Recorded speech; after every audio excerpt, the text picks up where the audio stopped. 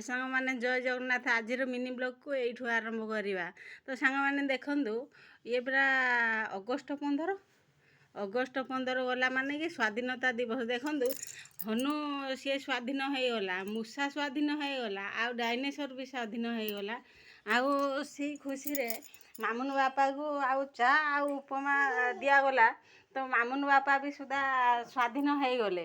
ତ ମୁଁ ଗୋଟେ କଥା କହିବି ସାଙ୍ଗମାନେ, ବାଲେଶ୍ୱରରୁ ସେ ଭାଇ କହିଲେ ସମସ୍ତେ ସ୍ୱାଧୀନ ହେଇଗଲେ କିନ୍ତୁ ମୁଁ ସ୍ୱାଧୀନ ହେଇପାରିନି ଏଯାକେ। କିନ୍ତୁ ମୁଁ ବି ସୁଦ୍ଧା ସେଇ କଥା କହିବି ଭାଇ, ବହୁତ ଦୁଃଖର ସହ ଆଉ ଖୁସିର ସହ ଆପଣ ସ୍ୱାଧୀନ ହେଇନାହାନ୍ତି। ଆଉ କେଇ ଜଣ ଅଛି ଆପଣଙ୍କ ସାଙ୍ଗରେ ସାଙ୍ଗ ହେବା ପାଇଁ, ସେ ଜଣକ ହେଲି ମୁଁ ବି ସ୍ୱାଧୀନ ହେଇପାରିନି ଏଯାକେ, କାହିଁକିନା ମୁଁ ବି କୁଆଡ଼େ ଯାଇପାରିନି ଏଯାକେ। ହନୁ ମାଙ୍କଡ଼ ସେ ମୂଷା ବିଲେଇ କୁକୁର ସବୁ ସ୍ୱାଧୀନ ହେଇଗଲେ, ହେଲେ ମୋ ପାଇଁ ସ୍ୱାଧୀନ ନାହିଁ ଏଯାକେ। ତ ଆଜି ସ୍ୱାଧୀନତା ଦିବସ ବୋଲି ତ ମାମୁନୁ ବାପା ଦେଖିବା କ'ଣ କହୁଛନ୍ତି।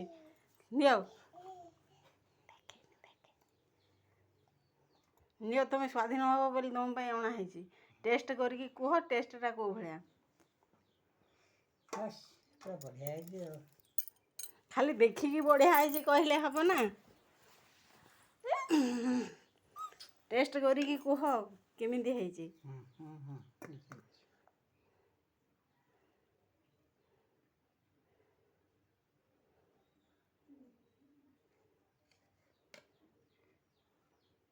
ହେଇଛି ନା ମାମା?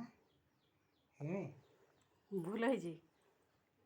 ଚା ପିଅ କେମିତି ହେଇଛି କୁହ।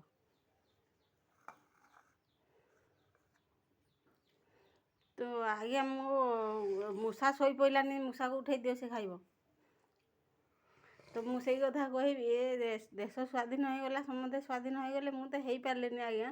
ତ ସେଥିଲାଗି ମାନେ ଦୁଃଖର କଥା। ଆପଣମାନେ ତ ଜାଣିଥିବେ ମୁଁ କାହାରି ଭିଡ଼ିଓକୁ ଲାଇକ୍ ଆଉ ସବସ୍କ୍ରାଇବ୍ କରିପାରୁନି, କାହିଁକିନା ମୂର୍ଖ ଲୋକ, ମୋତେ ଲାଇକ୍ ଆଉ ସବସ୍କ୍ରାଇବ୍ କରି ଆସେନି।